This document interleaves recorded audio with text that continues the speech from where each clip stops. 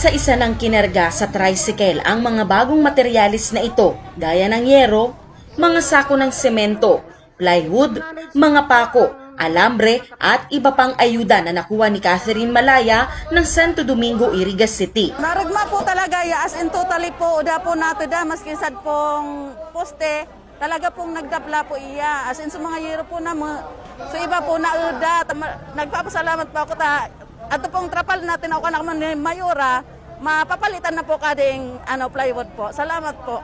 Masaya ring uuwi si Janelita Valenzuela na isa rin sa daan-daang naabutan ng tulong. Talagang nakalo man siyang katabangan ka na mo, maski pa uno, na reserve mo man, ako amang kami kadi ang mga kulang pa ka na mo. Salamat. Ilan lang sila Nanay Catherine at Nanay Janelita sa may totally damaged houses sa Irigas City, bunsod ng magkakasunod na bagyo nitong nagdaang taon. Benepisyaryo sila ng Rehabilitation and Recovery Program ng Local Government Unit ng Iriga na pinamumunuan ni Mayor Madel Alfelor. Kami po nag-iansa dito, nag-aanap kami sa solusyon para makatabang kaninyo ngamin ng mga himanwa. Amo po? So, okay. Sabi nga ni Bagani Aman Diyos, God helps those who help themselves. Padikit-dikit lang po, sana po maintindihan ka itong ibatang mga residents na totally damaged.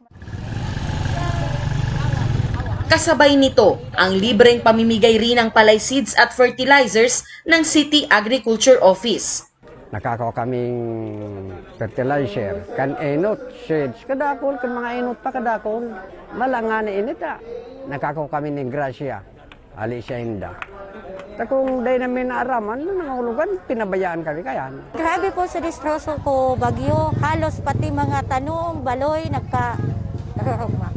makabawi na po, natatabangan kami kan gobyerno, pati po na, so kami man, nagsisikap man po kaming makaahon.